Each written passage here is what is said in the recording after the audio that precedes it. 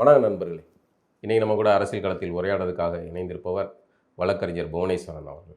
வணக்கம். வணக்கம். வணக்கம். நல்லா இருக்கீங்களா? நல்லா இருக்கும். நீங்கள் நல்லா இருக்கீங்களா? உங்கள் பேர் சொல்லி சந்தோஷமாக இருக்கும். சிறப்பு, மகிழ்ச்சி. நீண்ட நாளாக எனக்கு வழக்கறிஞர் ஏற்கனவே நம்ம கூட உரையாடி இருக்கீங்க. ஆனால் வழக்கறிஞர் புவனேஸ்வரன் ஒரு தமிழ் தேசிய களத்தில் நீண்ட காலமாக இருக்கிறாரு. எனக்கு அவருக்கு பின்னாடி ஒரு கதை இருக்குன்னு நினைக்கிறேன். என்ன விவரம்னு தெரிஞ்சுக்கலாமா? கண்டிப்பாக. புவனேஸ்வரன் யார்? புவனேஸ்வரன் யார் அப்படின்னா, அதாவது தென்காசி மாவட்டத்தை சேர்ந்தவர். 4வது 5வதுலேருந்தே சென்னையில் அப்பாவோட பணியின் காரணமாக இங்கே சென்னையில் வாழ வேண்டிய கட்டாயத்தில் தள்ளப்படுறோம். அப்போ இந்த 83 84 எடுத்து அங்கே ஈழத்தில் போர் நடக்கும்போது ஈழத்துலேருந்து வந்தவங்க நிறைய பேர் கேகே நகரில் செட்டில் ஆகிறாங்க. அது அந்த நேரத்தில் ஏன்னு நமக்கு தெரியாது. அதில் 3-4 அண்ணன்கள், கரிகாலன், முத்தமிழன், அப்புறம் சுரேஷ், கோபி, சீலன், அந்த மாதிரி ஒரு 5-6 அண்ணங்களோட நாங்கள் இயல்பாக விளையாட ஆரம்பிக்கிறோம். நான் அப்போ 7வது 8வது படிக்கிற வயசு. அவங்க பொடியன்கள் தான் கூப்பிடுவாங்க. கால்பந்தாட்டத்தில் அவங்க நல்லா விளையாடுவாங்க. அப்படியே விளையாண்டுட்டு இருக்கும்போது பார்த்தீங்கன்னா ஈழப்போர் பிரச்சனை வருது, போராட்டம் நடத்துகிறாங்க, ரத்த கொடை கொடுக்குறேன்னு சொல்கிறாங்க. அப்போ தான் அந்த திலீபன் பட்டினி போராட்டம் நடக்குது. அங்கேயே நான் அந்த சொன்ன சீலன்னு சொன்னேன்ல, அவர் திடீர்னு ஓடும்போது போலீஸ் சுடுது, துப்பாக்கி சுடுது. 2nd செக்டரில் 12th ஸ்ட்ரீட் 12வது தெருவில் துப்பாக்கி சுடு நடக்குது. காது சீவிட்டு போகுது. அதை கண்ணால் பார்க்குறோம். அப்போ இது என்ன அப்படின்னு பார்க்கும்போது தான் இந்த பாண்டி பஜார், அப்புறம் அந்த பத்மநாப கொலை வழக்கு அப்படின்னு தெரியும் போது அதுலேருந்து தொடர்ந்து படிக்க ஆரம்பிக்கிறோம். அப்புறம் அந்த தோழர் தியாகம் வயதில் நீங்கள் பார்த்தது நாங்கள் ஆமாம் அப்போவே பார்க்குறோம். நான் அப்போவே கண்ணெதிர்க்கு நடக்குது. ஓடுறாங்க, துப்பாக்கி சொல்கிறாங்க, இங்கே காதை உரைச்சிட்டு போய் சாகலை அவர் ஓடுறாங்க. காவல்துறை சுடுது. ஏன்னா அப்போ இவங்க அதுக்கப்புறம் தான் நாங்கள் தெரிஞ்சுக்கிறோம் இவங்க அங்கே போராட்ட குழுக்குலேருந்து இங்கே வந்திருக்கிறாங்க அப்படின்னு தெரிஞ்சுக்கிறோம். எங்களோட அவங்க கால்பந்தால் விளையாடும் மற்ற நேரத்தில் எங்களுக்கு எதுவுமே தெரியாது. அவங்க பாட்டு நல்லா பேசக்குள்ள இருப்பாங்க, நல்லா மகிழ்ச்சியாக இருக்கும். அப்புறம் தான் இது என்ன ஏன் அப்புறம் திடீர்னு ஒரு நாள் போராட்டமும் நடக்குது. ஒரு மார்ச் ஏப்ரல்னு நினைக்கிறேன் 84.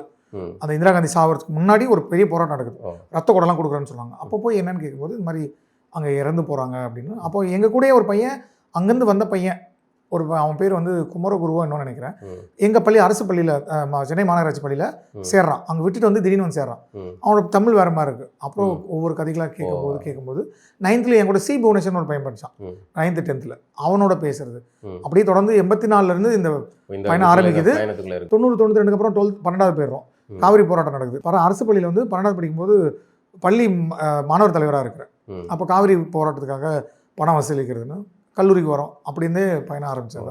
அந்த தாக்கங்கள் அப்போதுலேருந்தே இருக்குது. அப்போது இளங்கோன்னு ஒருத்தர், அவர் ரால ஒர்க் பண்ணிட்டு வேலை விட்டுட்டு வந்தவர், இந்த சிக்கல் பிடிக்காம வந்துடுறாரு.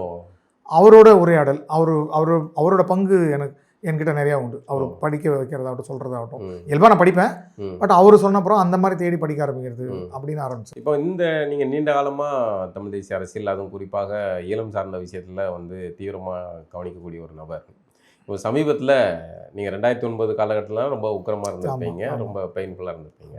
இப்போ அந்த சூழலுக்கு நடுவில் எனக்கு ஒரு செய்தி அப்படி பார்க்கும்போது அதை எப்படி கடந்து போகிறதுன்னு தெரில. சரி, நான் அதை உங்ககிட்ட பேசலாம் அப்படின்னு நினச்சேன். நம்ம மூத்த தமிழறிஞர் ஐயா பழநெடுமாறன் அவர்கள் திமுக காங்கிரஸ் அணிக்கு தன்னுடைய ஆதரவை இந்த தேர்தலில் அறிவிச்சிருக்காரு. நேரில் போய் பார்த்து இது பண்ணியிருக்காரு. ஸ்டாலினும் நாங்கள் தமிழ் மொழி காக்க வைக்கன்னு வழக்கமான ஒரு தமிழறிஞர் சொல்கிறத தவிர மீதெல்லாம் நடந்துருச்சு, எல்லாம் பேசியிருக்காரு. இதை எப்படி பார்க்குறீங்க? இல்லை, இது ஒரு வலியான விஷயந்தான். பெரியவர் மூத்தவங்க அப்படின்ற ஒரு மரியாதை கொடுத்துட்டாலும் அவங்களோட சில நேரங்களில் அந்த வயது ஆக நம்ம கருணாநிதிக்கிட்டையும் பார்த்துருக்கோம், இவர்கிட்டையும் பார்க்குறோம், புத்தி தப்பி போகுதுன்னு சொல்லுவாங்கல்ல, அந்த மாதிரியான தவறுதல் நிலை தான். அவங்களுக்கு என்ன நடந்துச்சுன்னு மறந்துட்டாங்களான்னு எனக்கு தெரியாது. ஐயா மாதிரி மேதகு தலைவரை பாதுகாத்தவங்க யாரும் கிடையாது, வழக்குகள் சந்திச்சவங்க யாரும் கிடையாது. இப்போ 2004 அந்த ஃபோடா ஆகட்டும், எல்லா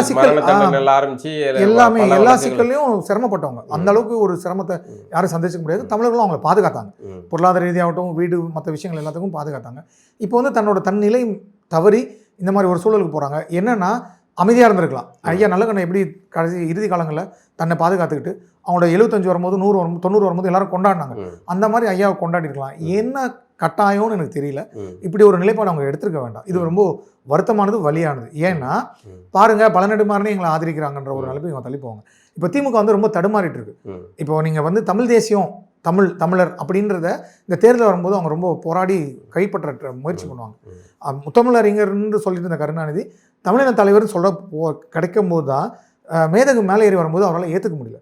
அவர் சகோதரத்துவம் சொன்னதே அந்த பேருக்கு தான் சகோதரத்துவம், இவரா அவரா அப்படின்ற சிக்கல் தான் போராட்டம் நடந்ததை தவிர இந்த மாதிரி இல்லை. அப்போ ஐயா பழனிக்கு ஒரு தமிழன் வந்து தலைவனா வர்றதா உங்களுக்கு தலைவனா இருக்க முடியும் அப்படின்றதுக்குல்ல அந்த அதிகாரம் கொடுக்குற அந்த மமதை இருக்குல்ல, அதெல்லாம் நான் உங்களுக்குள்ள என்ன வேணா திணிப்பேன் அப்படின்றதுக்கு போராடினாரு.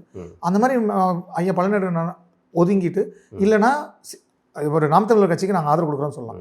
தமிழ் தேசிய அதான் கேட்குறேன். என்னன்னா இப்போ 2009 காலத்தில் நான் அதை எல்லாம் கவனிச்சிருக்கிறேன்.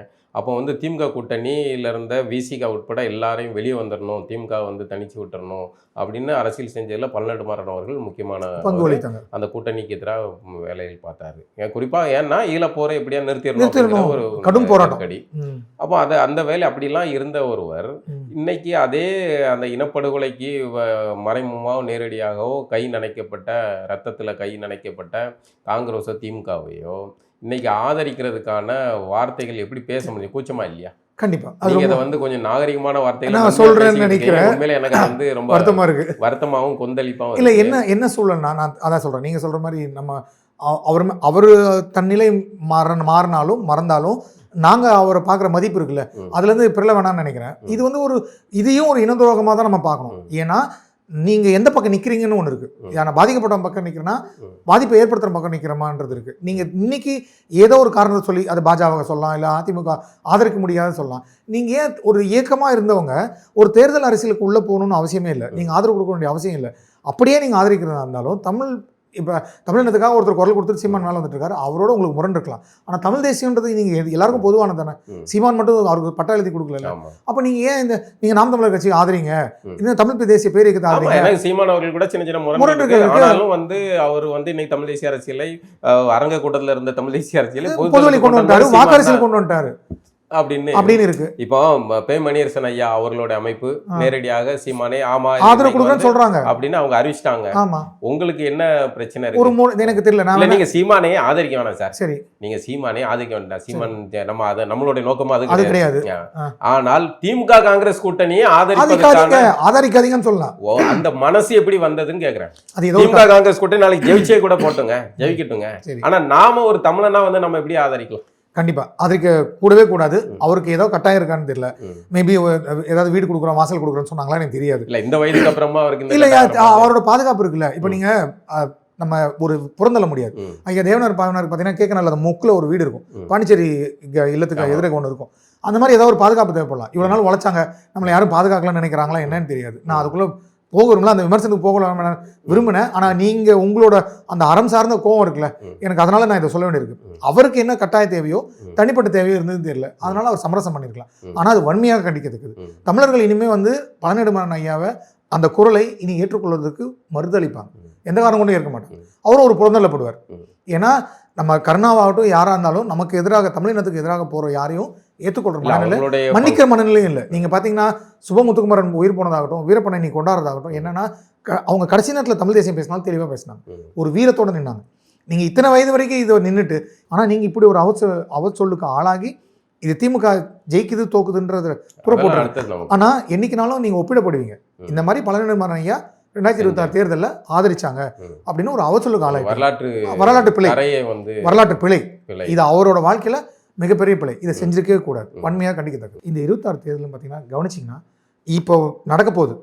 இந்த வாட்டி மே மாதம் பார்த்தீங்கன்னா 17க்கு படுகொலை சொல்லி இது மாதிரி யாரும் நடத்தினதே இல்லை, விசிகா நடத்த போகிறாங்க. எல்லாருக்கும் திடீர்னு வந்து தமிழ் தேசியம் ஏன்னா தமிழ் தேசியம் வந்து அதிகாரத்தை நீங்கள் சொல்கிற மாதிரி தான் சாயுதுன்றாங்க, உருளுதுன்றாங்க, ஆடுதுன்றாங்க. அந்த மாதிரி எல்லாருமே தமிழ் தேசியம் பேச ஆரம்பிச்சாங்க. திமுகவும் பேசுவோம் இனிமேல் கண்டிப்பாக. நாம தான் கவனமாக இருக்கணும். அப்போ நீங்கள் குறிப்பிட்டு சொன்ன மாதிரி ஐயா இந்த மாதிரி வேலை போயிட்டாங்க அப்படின்றதுமே அந்த விசிகா இப்போ முக ஸ்டாலின் பேசுகிற அந்த தமிழ் தேசிய அரசியலுக்கான தீனிக்கு இவங்க போடுறதாக தான் நான் பார்க்குறேன். இந்த டெஸ்டோன் கூட ஒன்று இருந்தது, அது திடீர்னு கருணாநிதி இனப்படுகொலை நடந்து முடிந்த உடனே வந்து கைப்பற்றுறாங்க. அது தலைமை செம்மொழி மாநாடு நடத்துறாரு. அதுக்கப்புறம் தன்னுடைய கரையை போக்குறதுக்கு டெசோவை திரும்ப எடுக்கிறாரு. இதெல்லாம் நாடகங்கள்னு மக்கள்கிட்ட அம்பலமான அந்த அவர் நினைச்சுக்கிட்டாரு 80கள் 70கள் அரசியல் நினைச்சுக்கிட்டாரு. இன்னைக்கு மக்கள் அப்படி இல்லை, பயங்கர விழிப்புணர்வு ஆயிடுறாங்க. உடனே தகவல் போய் சேர்ந்துருது. அன்னைக்கு பத்திரிகைகள் இவங்க கையில் இருந்த பத்திரிகைகள் எழுதினாதான் தகவல். இன்னைக்கு அப்படி இல்லை, ஒவ்வொரு தனி மனிதனும் ஒரு சமூக ஊடகமாக மாறுறான். அப்போ நீங்கள் இதெல்லாம் அதில் என்னன்னா இவருக்கு வந்து தமிழ் தேசிய அரசியலை உண்மையிலே நேசிக்கிறா அப்படின்னா அதை வந்து சீமான் அவர்கள் வந்து இன்னைக்கு தூக்குறாரு. சரி, சீமான் கூட வேணாம், உங்களுக்கு வேற ஒரு ஆளில் கூட நீங்கள் பண்ணலாம், இல்லைன்னா நீங்கள் அமைதியாக கூட இருந்து போயிடலாம். ஆனால் சீமானை ஆதரிக்க முடியாது, ஆனால் வந்து திமுக காங்கிரஸை என்னால் ஆதரிக்க முடியுங்கிற நிலைப்பாடு தான் ரொம்ப ஒருத்தலாக இருக்குது. அந்த அளவுக்கு சீமான் மேலே என்ன வெறுப்பாக இருக்க முடியும்? என்ன வெறுப்புனா, நீங்கள் ஒன்றுமே இல்லை, இது செத்து போயிருந்து நினச்சதை உயிர் கொடுத்தா அவங்களால ஏற்றுக்க முடியுமா? ஏன்னா அது பாட்டுக்கு இருந்துச்சு. இவங்க இவ்வளோ பேசி பேசி ஊதி பெருசாகிட்டாங்கன்னா அவங்களால ஏற்றுக்க முடியல. இன்னொரு சிக்கலும் வருது. இல்லை, நீங்கள் நல்லா கவனிக்கணும். சீமான் தமிழ் தேசிய அரசியல் பேசினதுக்கப்புறம் தமிழ்நாட்டில் நீங்கள் தமிழர் தலைவர்கள்னு யாரை நீங்கள் அடையாளப்படுத்துவீங்க? யாருமே இல்லை. ஆனால் ஐயா நெடுமாறன் இருக்கும்போது சுபவீர பாண்டியன், தியாகு, பொழிலன், பெருஞ்சித்தனார், தேவநாய பாவனார், பழநெடுமாறன் ஐயா, இன்னும் என்னைக்கு விரலொட்டி என்னலாம் எல்லாருக்கும் எல்லா கூட்டத்துக்கும் போவோம். தஞ்சாவூர் ஆட்டம் எங்கனாலும் கூட்டம் நடக்கும். இன்னைக்கு சீமான தவிர தமிழ் தேசிய அளவுக்கு பேசுறதுக்கு ஆள் இல்லை, இந்த அளவுக்கு கூட்டத்தை ஈர்க்கிற அளவுக்கு ஆள் இல்லை. அப்போ உங்களுக்கு வந்து ஒரு தலைவர் இல்லை. நான் தேர்தல் அரசியல் அதை பார்க்காதீங்க, ஏக்க அரசியலாக பாருங்க. நான் இந்த சீட்டில் உட்காந்துட்டு இருக்கேன். என்னதான் இருந்தாலும் நீங்கள் எத்தனை படத்தில் பார்த்துருப்பீங்க, இந்த சீட்டை விட்டு எந்திரிச்சு போகிறதுக்கான எனக்கான ஒரு பயம் ஒன்று இருக்கும்ல. நீங்கள் அது இவன் பொட்டிக்குமார்னு சொல்லி இவன் எடுத்தானே, நம்ம புதுப்பேட்டை சரவணன் ஆகட்டும், எந்த படம் நீங்கள் எடுத்துக்கிட்டாலும், அவர் மணிரத்னம் எடுத்த படமாகட்டும், எதில் பார்த்தீங்கனாலும் அந்த இருக்கை ரொம்ப முக்கியமானது. இப்போ கமலஹாசன் எடுத்தார்ல, அதுலேயுமே அதான அண்ணன் தம்பிக்குள்ள அந்த அதிகாரத்தை யார் கைப்பற்றிருந்தாலும் சிக்கல். அந்த பழநெடுமாறன் ஐயாவுக்கு தன் மீது மக்கள் வைத்திருந்த அந்த ஈர்ப்பு வந்து குறைஞ்சிட்டு போதோ அப்படின்ற அந்த கோபம், நம்ம தான் தமிழ் தேசிய அப்படின்னு சொல்லிட்டு இருந்தோம். இன்னைக்கு மொத்தமாக போயிடுச்சுல. நீங்கள் அவரை யாருமே தேட மாட்டேன்றீங்கல்ல, அந்த சிக்கல் வரதானே செய்யும். தேட மாட்டேங்க. நீங்கள் ஆடுகளம் படத்தில் அந்த ஆசிரியருக்கு என்ன பிரச்சனை இருக்குன்னு நினைக்கிறீங்க? உளவியல் தான். அவ்வளோதான். அந்த உளவியல் வந்து இப்போ ஐயாவுக்கு வந்துருச்சுன்னு வேற ஒரு காரணமும் இல்லை, வேற ஒன்றுமே கிடையாது. சரி, இப்போ நீங்கள் இடையில வந்து விசிகாவுடைய இதை சொன்னீங்க, தமிழ் தேசிய மாநாடுகள் தமிழ் நடத்த போகிறாங்க அப்படின்னு பேச போகிறாங்கன்ட்டு. அதோட சேர்த்து இப்போ திடீர்னு இவர்களுக்கு இந்த மாநில அரசு மீதான அக்கறை வருது. அவர் வந்து மாநில அரசுக்கு வர்றாரு, சட்டமன்ற தேர்தலில் போட்டியிடுறாரு. இதை எப்படி பார்க்குறீங்க? இல்லைங்க, அதுதான் நம்ம மறுபடியும் சொல்கிறது என்னென்னா, ஒரு இயக்கமாக இருக்கிற வரைக்கும் அவங்களுக்கு சிக்கலே இல்லை. அது மக்களுக்கான இயக்கமாக இருக்கும். அது எப்போ தேர்தல் அரசியலுக்கு போகுதோ அது வந்து உங்களை பழக்கப்படுத்தும். நான் இயக்கத்தின் மீது வச்ச விமர்சனமே பார்த்தீங்கன்னா, அந்த போரில் வந்து நடுவில் வந்து உடன்படிக்கை காலம்னு சொல்லிட்டு அமைதியானாங்க. அதுக்கப்புறம் தான் பார்த்தீங்கன்னா எழுச்சியாகி அடிச்சிட்டாங்க. ஏன்னா நீங்கள் லீவ் விட்டுரும் போது உங்கள் மனநிலை இப்போ ஞாயிற்றுக்கிழமை நீங்கள் திங்கக்கிழமை வரும்போது எவ்வளோ கஷ்டப்படுவீங்க. அந்த மாதிரி இவங்களோட பொறுத்த வரைக்கும் விசிகா வந்து அதிகாரத்தை ருசிச்சிருச்சு. இன்னைக்கு எந்த விதமான அதிகாரமும் இல்லாமல், அதிகாரம் ஆட்சி அதிகாரம் இல்லாமல் விசிகா மாதிரி ஒரு கட்சி வசதியாக வாய்ப்பாக அதிகாரமாக இருக்கிற கட்சி எந்த கட்சி சொல்லுங்க, நீங்கள் பார்க்க முடியாது. நாம் தமிழர் கட்சி நீங்கள் விட்டுடுங்க, மற்ற எந்த கட்சியை எடுத்தாலும் விஜய்க்கு வந்து அந்த சோர்ஸ் இந்த சோர்ஸ் வந்து சொல்கிறாங்க. அதிமுக விட்டுருங்க, திமுக விட்டுருங்க. அதுக்கடுத்து நீங்கள் பணபலத்தில் அதிகமாக கம்யூனிஸ்ட்டை நீங்கள் பேச முடியாது. அதிகாரத்திலையும் ஆள் பலத்திலையும் கட்சி அமைப்பிலும் பெருசாக இருக்கிறது ஒரு தனக்கு தனி தொலைக்காட்சி வச்சிருக்க அமைப்பு எந்த அமைப்பு நினைக்கிறீங்க? அதிகாரத்தை ருசிச்சுட்டாங்க, பணம் வர ஆரம்பிச்சிருச்சு, கட்ட பஞ்சாயத்து அங்கங்கே நடக்க ஆரம்பிச்சிருச்சு. அது வந்து விட்டு போக மாட்டார். திருமாவளவன் என்னென்ன நினைக்கிறான்னா, இங்கே ஒரு வேக்யூம் வரும், அந்த இடத்துல நம்ம தேவைப்படுவோம், நாம் துணை முதலமைச்சராகவோ இல்லை வேற எதுவாக மாறலாம், அவர் சிண்டேவா கூட இருக்கலாம், யாராக கூட இருக்கலாம், ஒரு தொங்கு சட்டசபை அமையுன்றதை கணிக்கிறார். எங்க நீங்கள் அரசியலில் வந்து 95-96 அவரை பார்த்துட்டு இருக்கேன். அப்போ தான் அந்த வேப்பேரியில் ஒரு பேரணி நடத்தினார். அப்போ வந்து தலித் பேந்தர்ஸ்னு இருந்ததை மாற்றிட்டு வராங்க, கொஞ்சமாக மேலே எழுந்து வராங்க. அந்த நேரத்தில் தான் அவர் பார்த்துட்டு இருக்காரு. நமக்கே இவ்வளோ யோசனை இருக்கும்போது 25 வருஷமாக இவங்க கூடயே வாழ்றாரு, இவங்க கூட பேசுகிறாருன்னும் போது அவருக்கு எவ்வளோ தெரியும். சரிங்களா? இதில் மிகப்பெரிய புத்திசாலி யாருன்னா நான் திருமாவளவன் தான் சொல்லுவேன். நீங்கள் எல்லாரும் நம்ம பிரேமலதாவை சொல்லலாம், மற்றவங்கள சொல்லலாம், அவங்களாம் சும்மா அதாவது எப்படி சொல்றேன்னா ஆட்டி வைக்கப்படுறாங்க. திருமாவளவன் வந்து தன்னோட காயை தெளிவாக நகர்த்துறாப்புல. உங்களுக்கு நினைவு இருக்குன்னு நினைக்கிறேன், 2011 பெரிய சிக்கல் வருது செல்வ பெருந்தகையால். கட்சியை கலைச்சிட்டார் இவர், பதவி தர மற்ற எல்லா கட்சியும் கலைச்சிட்டார். அதுக்கப்புறம் திருப்பி கட்டமைக்கிறார், செல்வ பெருந்தகை வெளில அனுப்புறாரு. அப்போ 300 கோடி கொடுத்து செட்டில் பண்ணதான் சொல்லுவாங்க. அப்போ செல்வ பெருந்தகையா திருமாவளவனான ஒரு பெரிய போட்டி, பயங்கர சிக்கல் வந்தது. அந்த நேரத்தில் இவர் வந்து அமைப்பை தூக்கி போட்டு திருப்பி ரீவேம்ப் சொல்லுவாங்க, ரீகன்ஸ்ட்ரக்ட் பண்ணுறாரு, மறுசீரமைப்பு பண்ணி வந்தார். இப்போவும் அதே தான் பண்ணார் பாருங்க. இந்த தேர்தல் அவரோட நீங்கள் தேர்தல் வேட்பாளரை பட்டியல் அனுப்பிக்கும் போது முகத்தை கவனிச்சிங்களா? அருளே இல்லை. அவ்வளோ கால்குலேட்டிவா மெஷர்டா இவர் சொல்றாரு. அது அண்ணா அறிவாலயத்தில் அருளை பிடிங்கி விட்டு அனுப்பி.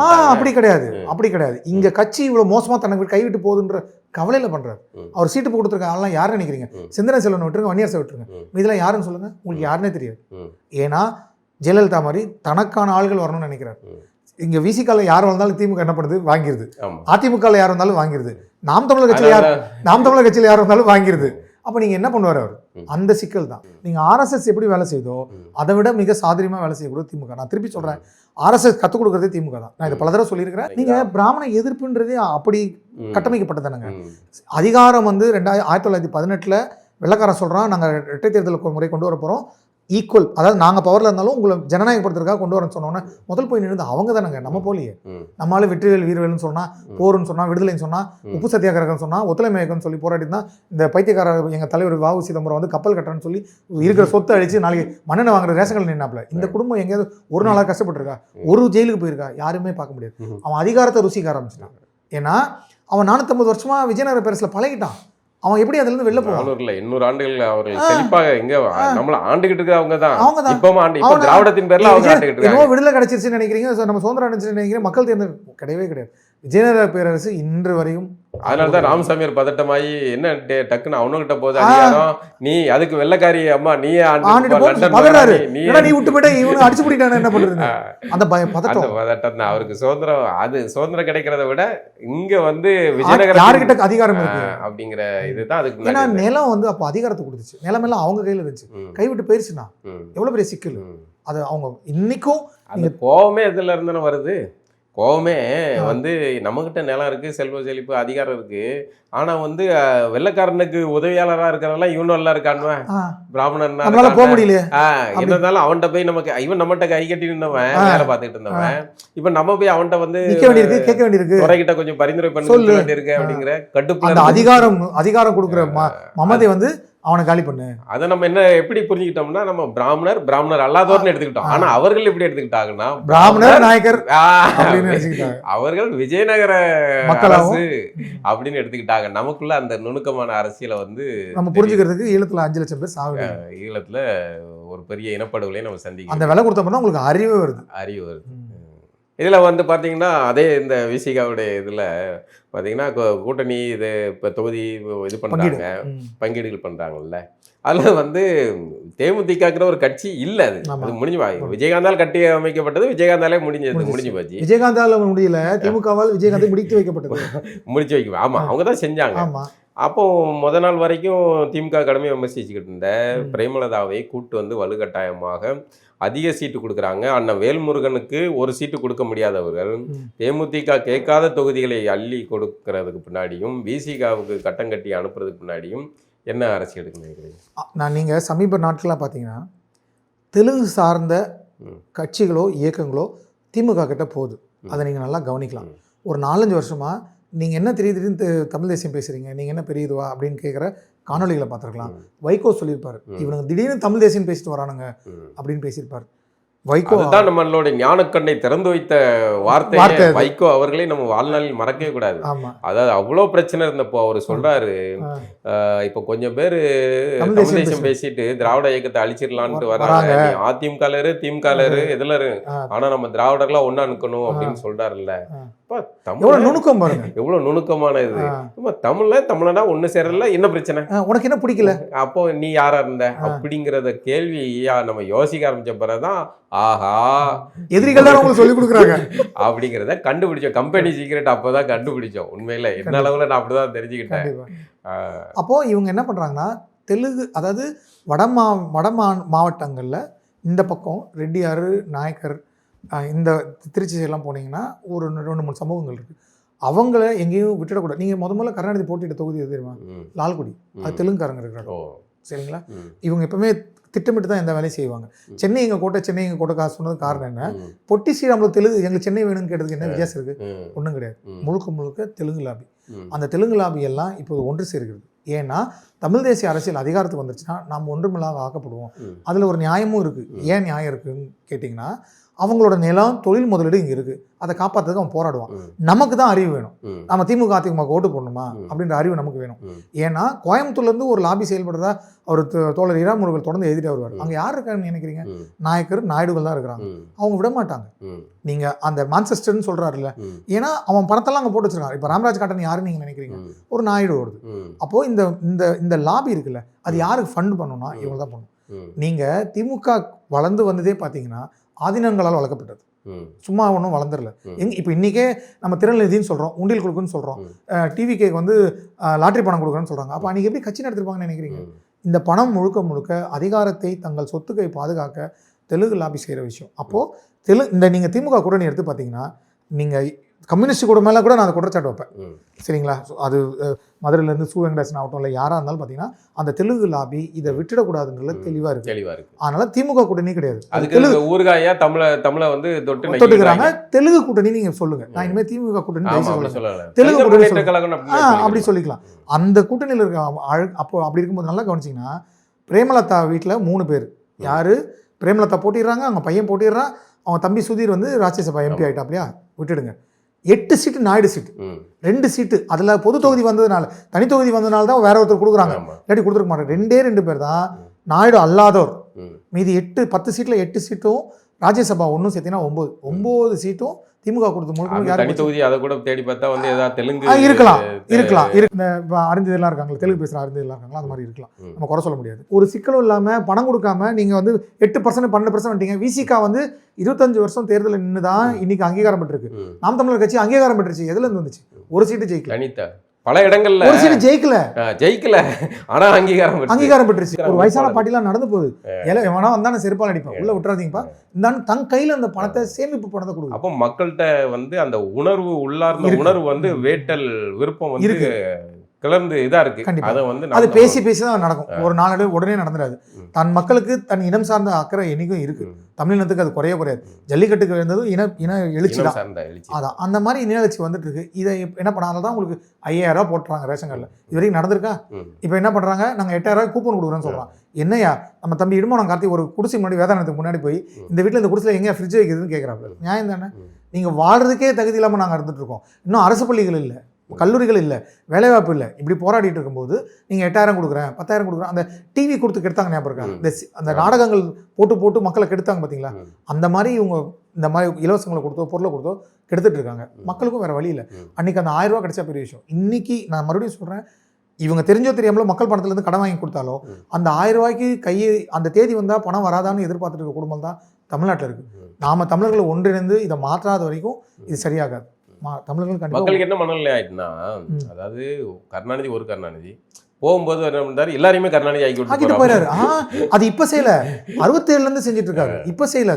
67 69ல இருந்து பாத்தீங்கன்னா இப்போ நேரு வந்து எப்படி மாட்டினாரு, அந்த டிபார்ட்மெண்ட்ல டிஎன்பிசி மூலமா வரணும்னு சொன்னாலும் அதை ஜிஓ போட்டு மாத்தி நாங்க போட்டுக்கலாம்னு சொல்லி கேட்கறாங்க. அப்போ 2000 பேர் வேலைக்கு போட்டா காசு.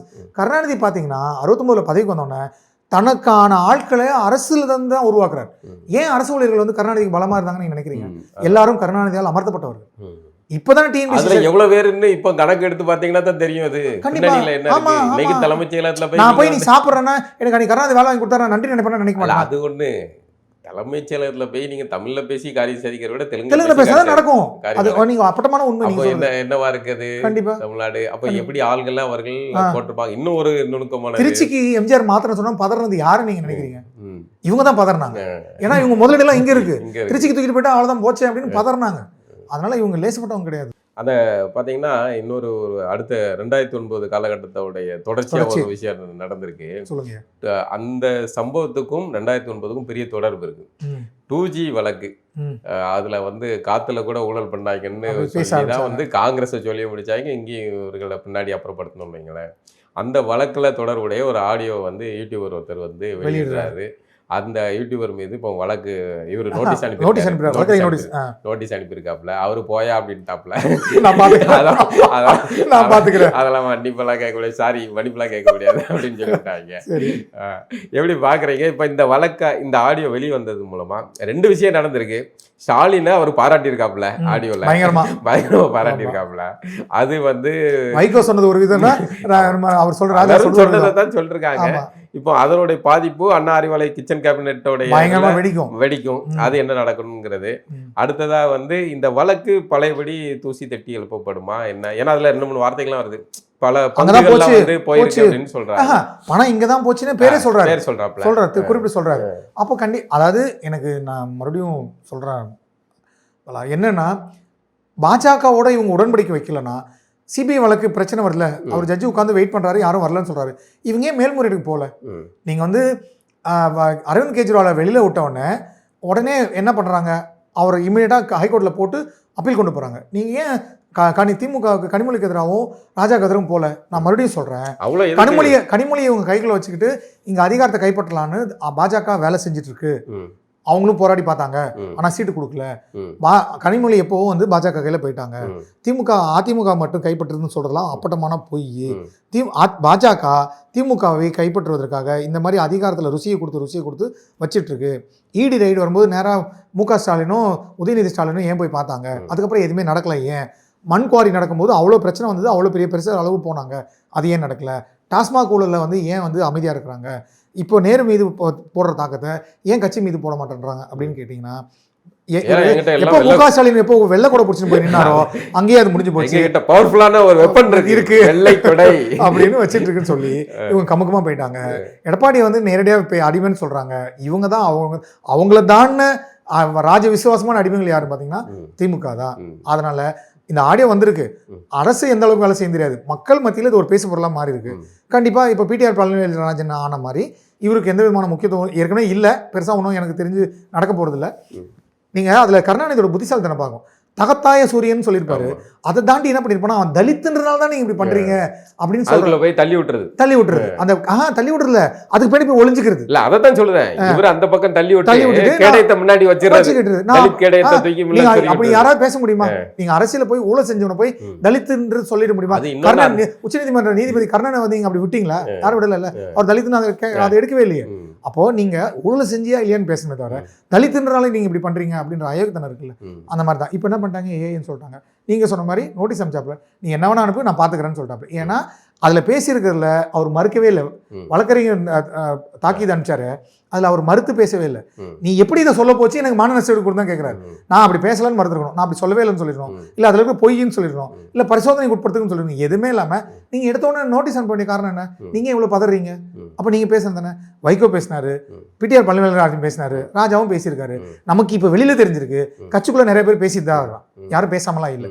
சபரீசன் இல்ல பேச சொல்ல முடியாது, என்ன எவன் ரெக்கார்ட் பண்றான்னு தெரியல. கூட இருக்க வந்து இவங்க கூட இருந்து ரெக்கார்ட் பண்ணி கொடுத்துருக்கான், வெளியில இருந்து பண்ணிருக்க முடியாது. அப்போ என்ன பண்ண முடியும் சொல்லுங்க பார்க்கலாம். அப்போ நீங்க இன்னைக்கு வந்து சபரீசன் வந்து அண்ணா நகர்ல வந்து அந்த பையனுக்காக வந்து நிக்கிறாப்ல. ஏன்னா இவரோட மொத்த இன்வெஸ்ட்மெண்ட் அவங்ககிட்ட தான் இருக்குன்னு சொல்றாங்க. அப்போ இவங்க எப்படின்னா அதிபுத்திசாலிகள். நான் பவருக்கு வரமாட்டேன், நீங்க முன்னாடி நில்லுங்க. பிராமணர்கள் மாதிரி தான் இவங்களும்.